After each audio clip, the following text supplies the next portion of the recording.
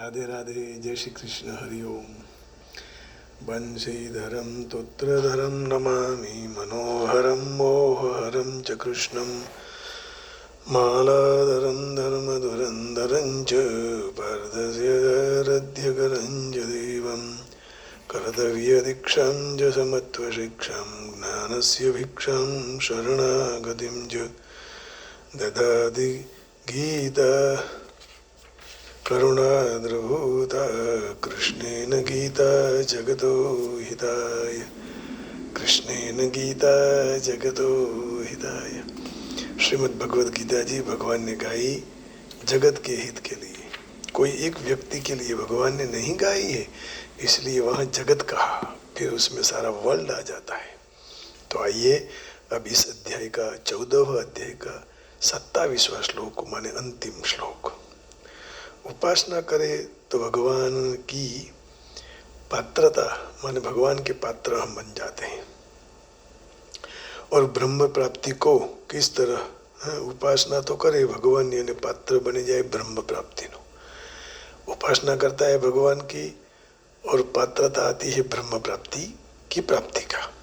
ये कैसा, इसका उत्तर इसमें आगे श्लोक में भगवान देते हैं। श्लोक इस प्रकार है, ब्रह्मणो हि प्रतिष्ठा अमृतस्य व्ययस्य च शाश्वतस्य च धर्मस्य सुखस्यैकान्तिकस्य च। ब्रह्मणो हि प्रतिष्ठा अमृतस्य व्ययस्य च शाश्वतस्य च धर्मस्य सुखस्यैकान्तिकस्य च। ब्रह्मणो प्रतिष्ठा ममृतस्य व्ययस्य च शाश्वतस्य च धर्मस्य सुखस्यैकान्तिकस्य च। क्योंकि ब्रह्म का और अविनाशी अमृत का तथा शाश्वत धर्म का एक एकांतिक सुख का आश्रय मैं हूँ, ऐसा भगवान ने कहा। क्योंकि ब्रह्मनो ने अविनाशी अमृतनो तथा शाश्वत धर्मनो ने एकांतिक सुखनो आश्रय हूँ जो बने न भगवान जी। क्योंकि उपासना भगवान ने करे ने पात्रता मळे ब्रह्म प्राप्ति नहीं, तो भगवान के छे એ ધર્મનો ને એકાંતિક સુખનો આશ્રય હું છું, એટલે એવું થાય છે કે ઉપાસના મારી કરીને ब्रह्म प्राप्ति થાય। देखिए इसी का अर्थ ट्रांसलेशन हम इंग्लिश में देखेंगे, है ना। 27वां श्लोक है अपना, and I am the basis of the impersonal Brahman which is immortal, impressible and eternal, and is the consciousness position of ultimate happiness।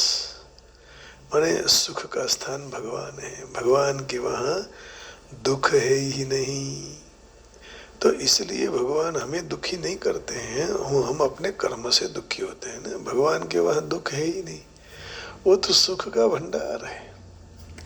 तो ब्रह्मणो हि प्रतिष्ठा अमृतस्य व्ययस्य च शाश्वतस्य च धर्मस्य सुखस्य एकान्तिकस्य च। For I am the substrate of the impressible Brahman, of immortality, of the eternal dharma, and of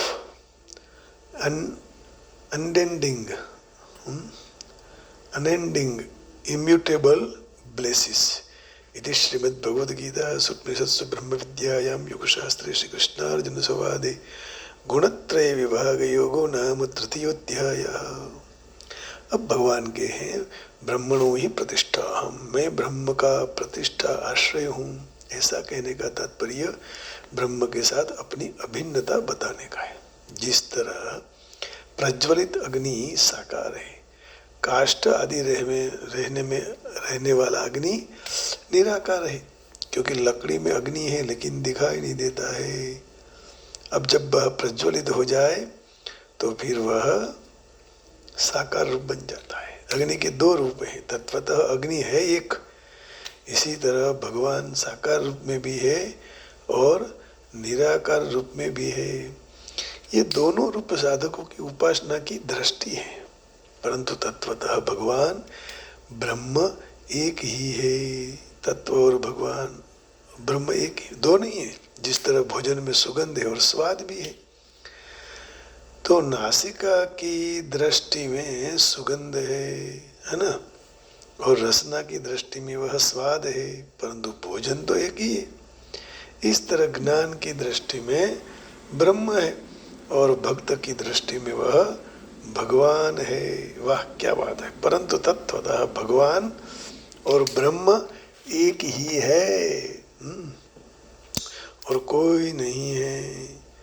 तो दोनों एक ही है, हम लोग अलग समझ रहे हैं। तो भगवान इति शब्दयते, इसको भगवान कहते हैं, कोई ब्रह्म पर ब्रह्म कहते हैं। इति कथ्यते ब्रह्मेति परमात्मेति। तो वस्तुतः स्वाद भरोसे भोजन तो एक ही है। तो भगवान कृष्ण अलग हैं और ब्रह्म अलग हैं, ये भेद नहीं है, परंतु भगवान कृष्ण ही ब्रह्म है, ब्रह्म भगवान कृष्ण है। गीता में भगवान ने अपने लिए ब्रह्म शब्द का प्रयोग किया है। ब्रह्मण्याधाय कर्माणि, 5वें अध्याय का 10वां श्लोक। ब्रह्मण्याधाय कर्माणि संगम त्यक्त्वा करोति यः लिप्यते न स पापेन पद्मपत्रमिवाम्भसा। ब्रह्मण्याधाय कर्माणि संगम त्यक्त्वा करोति यः लिप्यते न स पापेन पद्मपत्रमिवाम्भसा। जो भक्ति योगी बधा सब कर्मों को परमात्मा में अर्पण करके और आसक्ति को छोड़कर कर्म करते हैं, ऐसे मनुष्य जल से कमल की पत्तियों की तरह पाप से वह लिप्त नहीं होता है। जल कमलवत कहते हैं। जैसे कितने भी बारिश आए तालाब में, यदि कमल हो तो कमल कभी डूबता नहीं, उसकी रातों रात उसी समय डंड है वो बाहर आ जाती है, डंडी माने कमल डूबता नहीं। तो संसार में रहो लेकिन संसार में डूबो मत, गड़ा डूब नहीं। मैं और मेरी पत्नी, मेरे परिवार, उसके सिवाय और कुछ भी नहीं, ये गलत है। तो वहाँ भगवान को अव्यक्त मूर्ति कहा है। मया ततमिदं सर्वं जगद अव्यक्त मूर्तिना, 9वें अध्याय के 4थे श्लोक में भगवान कह रहे हैं। भगवान 4थे श्लोक में कह रहे हैं, मया ततमिदं सर्वं जगद अव्यक्त मूर्तिना मस्तानि सर्वभूतानि न चाहं तेष्वस्थितः। माने ये सारा जगत मेरा निराकार परमात्मा से परिपूर्ण है।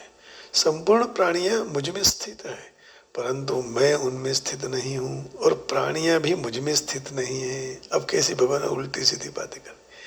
मेरा यह ईश्वरीय योग शक्ति जो है संपूर्ण भूतों को उत्पन्न करने वाला, भूतों को धारण करने वाला, और मेरा स्वरूप भूतों में स्थित नहीं है। माने सब कुछ होते हुए मैं कुछ भी नहीं हूँ, ऐसा कह रहे हैं। न च मस्तानि भूतानि पश्य मे योगमैश्वरम् भूतभृन्न च भूतस्थो ममात्मा भूतभावना।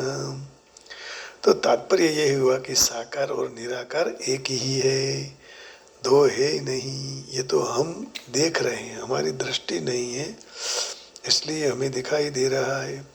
अमृतस्य व्ययस्य जो, अविनाशी अमृत का अधिष्ठान हूँ, मेरा अधिष्ठान अविनाशी अमृत है। तात्पर्य यही हुआ कि अविनाशी अमृत और हूँ ये दो तत्व नहीं है, परंतु एक ही है।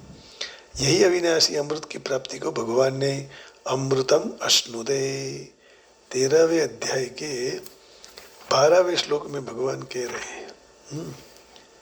13वें अध्याय के 12वें श्लोक में ज्ञेयम् यत्तत् प्रवक्ष्यामि यज्ञात्वा अमृतमश्नुते अनादिमत्परं ब्रह्म न स तन्न सदुच्यते। ज्ञेयं यत्तत् प्रवक्ष्यामि यज्ञात्वा अमृतमश्नुते अनादिमत्परं ब्रह्म न स तन्न सदुच्यते। जो ज्ञेय पूर्वोक्त ज्ञान से जानने योग्य है, जो परमात्मा तत्व को मैं ठीक तरह से कहूँगा, जिनको जानकर मनुष्य अमर तत्व का अनुभव कर लेते हैं। तो ज्ञेय तत्व अनादि और परम ब्रह्म है, उसको न सत कहते हैं और न असत कहा जाता है। यही बात भगवान 14वें अध्याय के 20वें श्लोक में करते हैं। गुणानेतान अतित्यत्रिन देहि देह समुद्भवान जन्म मृत्यु जरा दुःखैर्विमुक्तो मृतमश्नुते।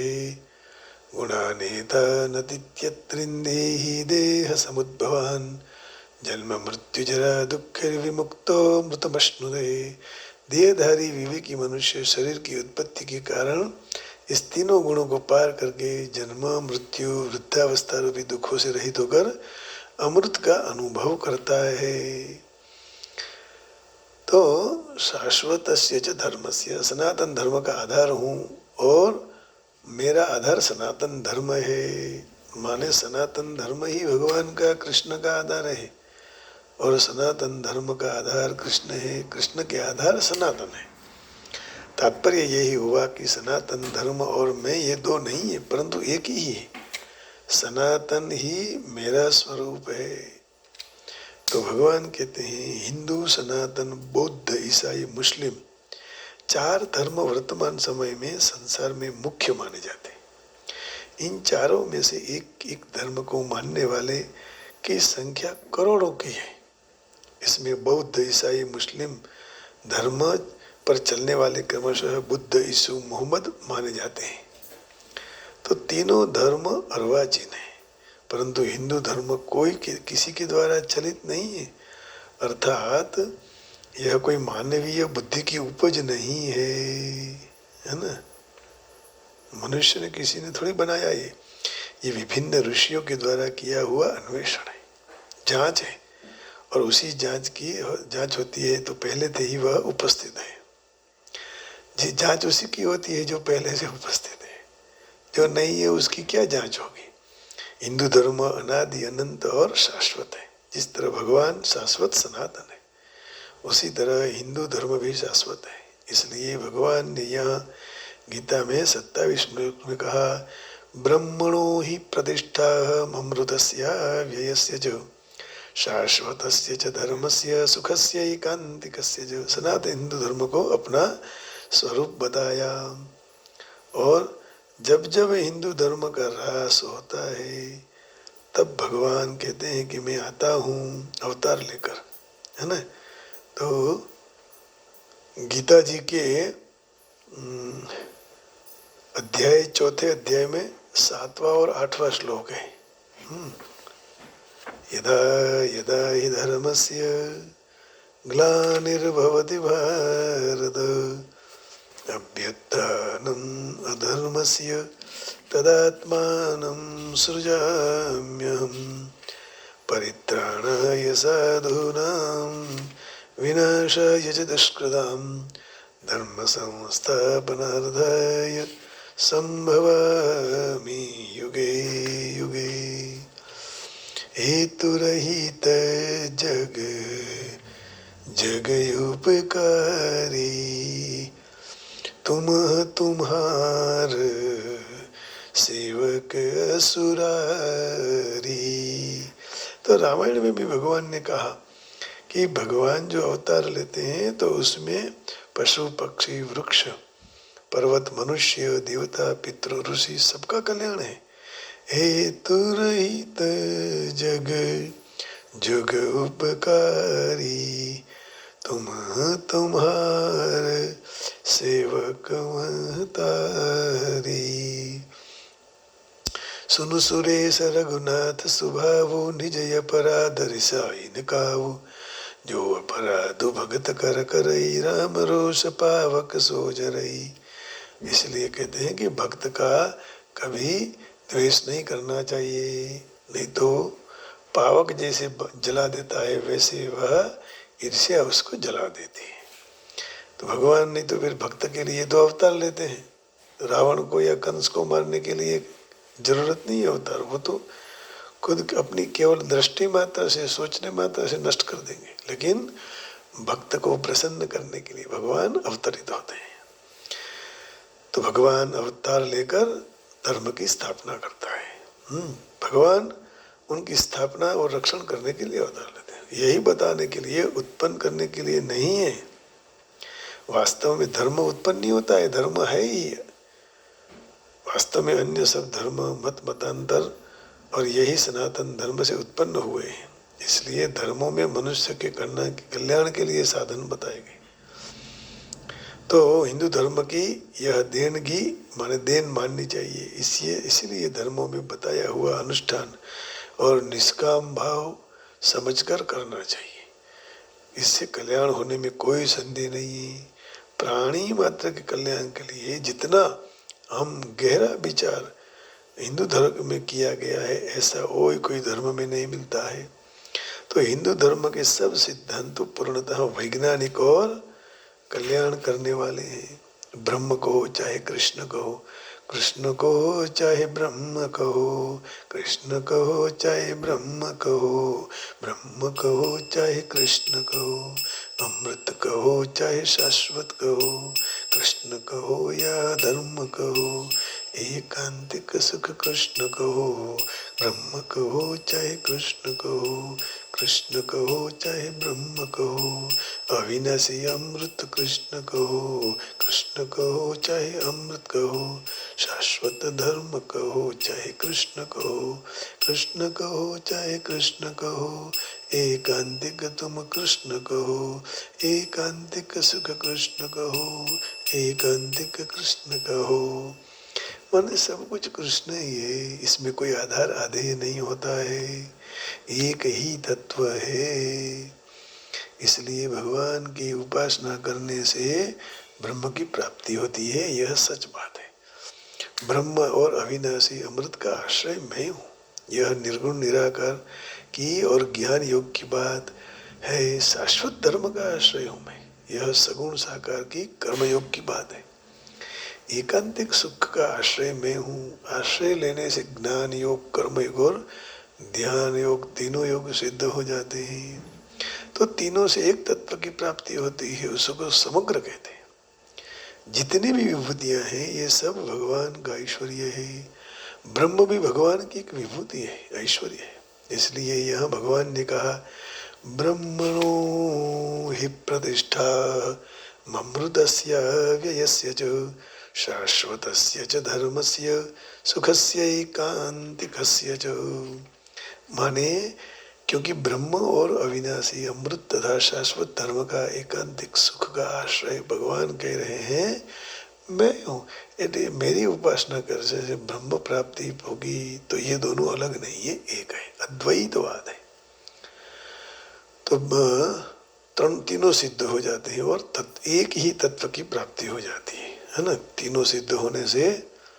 लेकिन आश्रय तमेव शरणं गच्छ सर्वभावेन भारत, तत्प्रसादात् परम शांतिम सुखम प्राप्स्यसि शाश्वतम्। तो जितनी भी विभूतियां हैं सारी भगवान का ऐश्वर्य है। ब्रह्म भी भगवान की एक विभूति है, ऐश्वर्य है। इसलिए यह भगवान ने कहा, भगवान श्री कृष्ण के नख का एक किरण ब्रह्म है ना। भगवान तो अनंत है, तो भगवान के कृष्ण का एक किरण भी ब्रह्म है। यन्नखे दुरुचिर ब्रह्म ध्येयं ब्रह्मादिभिस्सुरैः गुणत्रयमतीतं तं वंदे वृंदावनेश्वरम। तो यन्नखेन्दुरुचिर ब्रह्म ध्येयं ब्रह्मादिभिस्सुरैः गुणत्रयमतीतं तं वंदे वृंदावनेश्वरम। भगवान शंकर कह रहे हैं कि जिनके नख चंद्र की कांति रूपी ब्रह्मनु माने ब्रह्म का देवता उद्यान करते हैं, वे त्रिगुणातीत वृंदावनेश्वर भगवान श्री कृष्ण को मैं प्रणाम करता हूँ। तो यहाँ इस अध्याय भगवान के चरण कमल में समर्पित करते हैं और अब पुरुषोत्तम योग की शुरुआत करेंगे 15वें अध्याय की अगले दिन। ओम तत्सदिति श्रीमद्भगवद्गीतासु उपनिषत्सु ब्रह्मविद्यायां योगशास्त्रे श्रीकृष्णार्जुन संवादे अर्जुन संवादे गुणत्रय विवाह योगो नाम चतुर्दशोध्याय। अब देखो अंतिम थोड़ा इसमें स्वामी प्रभुपाद जी क्या कह रहे हैं। ब्रह्म का बंधारण अर्थात स्वरूप है, अमरत्व, अविनाशिता, शाश्वत और सुख ब्रह्म दिव्य साक्षात्कार का शुभारंभ है। परमात्मा यह दिव्य साक्षात्कार की ओर मध्य अथवा द्वितीय अवस्था है। पूर्ण पुरुषोत्तम परमेश्वर परम सत्य के साक्षात्कार का अंतिम स्तर है। इसलिए परमात्मा और निर्विशेष ब्रह्म दोनों परम पुरुष में रहते हैं। 7वें अध्याय में आगे दिखाए हैं कि प्रकृति परमेश्वर की अपरा शक्ति का प्रकटीकरण है। भगवान यह भौतिक शक्ति अर्थात अपरा शक्ति में चढ़ी हुई पराशक्ति के अंशों का गर्भाधान करते हैं। और भगवान कह रहे हैं ना, तस्मिन् गर्भम दधाम्यहम्। भौतिक प्रकृति के लिए आध्यात्मिक स्पर्श है। जब यह भौतिक प्रकृति के द्वारा बद्ध जीव आध्यात्मिक ज्ञानोपार्जन का आरंभ करता है, तब वह भौतिक जीवन की स्थिति में आत्मोन्नति करता है और क्रमशः धीरे धीरे परमेश्वर के ब्रह्म भाव तक पहुंच जाता है। ब्रह्म भाव की प्राप्ति आत्म साक्षात्कार में पहला स्टेप है, पहलो पगथिया सोपान है। इस तबक्के इस समय पे ब्रह्मबोध व्यक्ति भौतिक अवस्था से पर हो जाती है, परंतु उसको ब्रह्म साक्षात्कार में पूर्णत्व नहीं मिलता। जो वह यदि इच्छे तो वह ब्रह्म पद में रह सकता है। धीरे धीरे धीरे परमात्मा के साक्षात्कार के स्तर तक वह उन्नत जा सकता है और उसके बाद पूर्ण पुरुषोत्तम परमेश्वर का साक्षात्कार हो सकता है। वैदिक साहित्य में कई उदाहरण है। 4 कुमार प्रथम निराकार ब्रह्म में स्थित थे, परंतु क्रम से वह उनकी भक्ति की भूमिका में आ गई, तो वे मनुष्य निराकार ब्रह्म से उन्नत होकर मनुष्य निराकार ब्रह्म से ऊपर उन्नति नहीं कर सकता, इसलिए पतन का भय रहता है। श्रीमद् भागवत में कहा है कि कोई भी मनुष्य निराकार ब्रह्म को प्राप्त कर ले, परंतु उसके ऊपर उन्नत होने बिना परमात्मा नहीं मिलते हैं। आगे तो बढ़ना पड़ेगा ने, नहीं तो नहीं हो सकता है। तो कहते हैं ब्रह्म पद प्राप्त कर ले कोई भी मनुष्य, परंतु उसके पर उन्नत नहीं हो। परमेश्वर के विशेष ज्ञान के बिना उसकी बुद्धि पूर्णपण से निर्मल नहीं होती है। ब्रह्म पद प्राप्त करने के बाद भक्ति की जाए तो वह भी अधः पतन का भय रहता है। भक्ति न करे तो, करने से नहीं, क्षम्यता।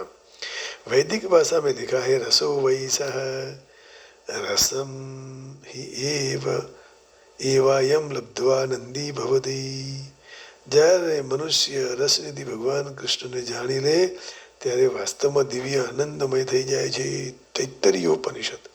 जब भगवान कृष्ण को जान लेता है वास्तव में, तो वह दिव्य परमानंदमय हो जाता है। परमेश्वर 6 ऐश्वर्य से पूर्ण है और जब भक्त उनके पास जाता है तब वह 6 ऐश्वर्यों का आदान प्रदान करता है। राजा का सेवक राजा के साथ लगभग समान सुख प्राप्त करता है। इसलिए शाश्वत सुख, अविनाशी तथा शाश्वत जीवन भक्ति के साथ ही है। तो भक्ति में ब्रह्म साक्षात्कार अथवा शाश्वत तथा अमरत्व समाविष्ट है। भक्ति में संलग्न मनुष्य पहले से ही प्राप्त कर लेता है। जीव स्वभाव से ब्रह्म है, परंतु उसमें भौतिक जगत पर प्रभुत्व करने की इच्छा होती है, उसी के कारण उसका पतन होता है। और जीव स्वरूपावस्था में भौतिक प्रकृति के 3 गुणों से पर है, स्वरूपावस्था में आवे तब, परंतु भौतिक प्रकृति के संग के कारण प्रकृति के विविध गुण सत्व रज तमो गुण में बद्ध हो जाता है। 3 गुणों के संग के कारण भौतिक जगत पर वर्चस्व जमाने की इच्छा करते हैं। पूर्ण कृष्ण भावना के साथ भक्ति भरी सेवा में वह पिरो जाने से तुरंत दिव्य अवस्था में आ जाते हैं।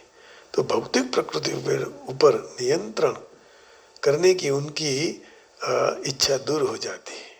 इसलिए शास्त्रों में जो कहा श्रवणम कीर्तनम विष्णु स्मरणम पाद सेवनम, ये नवदा भक्ति की प्रक्रिया का अनुसरण भक्तों के संग में रहकर करना चाहिए। ऐसे संग से धीरे धीरे आध्यात्मिक गुरु की कृपा से मनुष्य की भौतिक प्रकृति को नियंत्रण लेने की वृत्ति दूर हो जाती है और भगवान की दिव्य प्रेम से भर सेवा में दृढ़ता पूर्वक स्थिर हो जाता है। इस अध्याय के 22 श्लोक से लेकर यह अंतिम श्लोक तक यही पद्धति बताई गई है। भगवान की भक्ति बहुत सरल है। मनुष्य नित्य भगवत सेवा परायण रहना चाहिए।